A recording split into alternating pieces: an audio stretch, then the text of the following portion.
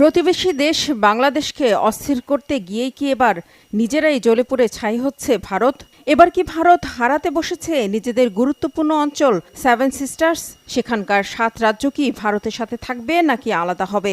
এত ড্রোন কোথায় পেল মণিপুরের বিদ্রোহীরা?